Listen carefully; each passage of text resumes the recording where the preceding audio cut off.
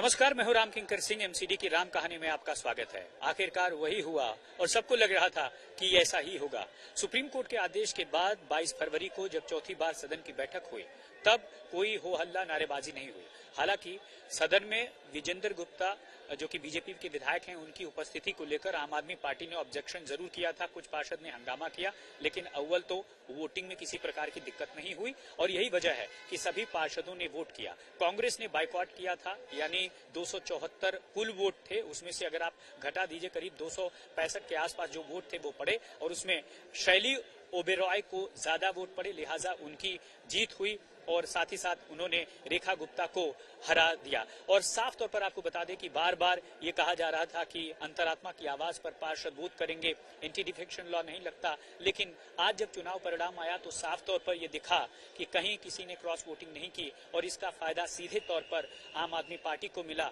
और उसकी उम्मीदवार ने जीत दर्ज की। आखिर ये शैली ओबेरॉय ने जो है कई इतिहास रच दिए। शैली ओबेरॉय की पहली मेयर जो है वह एकीकृत नगर निगम की पहली मेयर होगी और आपको याद होगा कि किस तरह से नगर निगम को एक किया गया था, यानी तीनों नगर निगम को पिछले साल मई के महीने में एक कर दिया गया था। उसके बाद से अब तक जो सरकार थी वो सरकार आम आदमी पार्टी की नहीं थी। जीत के बाद दरअसल ये सरकार चला रहे थे अधिकारी और अधिकारियों का यहाँ पर शासन चल रहा था। ये सभी अधिकारियों ने जुलाई के महीने में पिछले साल बजट तैयार किया और वो बजट का जो टैक्स शेड्यूल है वो पास हो चुका है, लेकिन अब जो शेष बजट है उस बजट को सबसे पहले जो है चुनी हुई पार्षद के सामने रखा जाएगा और जाहिर तौर पर चुनी हुई मेयर के सामने रखा जाएगा। और अब चुनी हुई मेयर आगे की पीठासीन अधिकारी होंगी उप महापौर और स्टैंडिंग कमेटी के 6 सदस्यों के चुनाव के लिए। लेकिन सबसे खास बात आपको बता दें कि जो शैली ओबेरॉय हैं वह दिल्ली यूनिवर्सिटी में असिस्टेंट प्रोफेसर भी रही हैं। उन्होंने डॉक्टरेट की डिग्री ली है।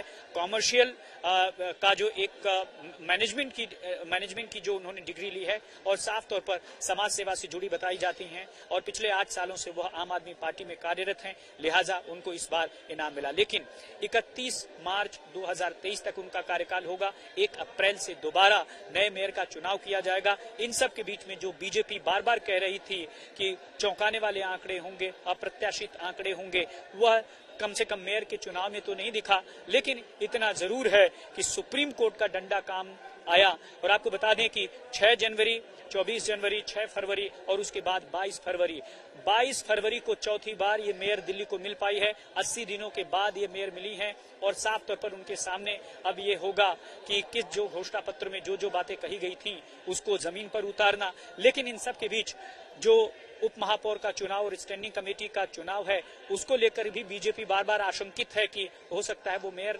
चुनाव कराएं न कराएं। हालांकि साफ तौर पर आम आदमी पार्टी का कहना है कि वो चुनाव कराया जाएगा।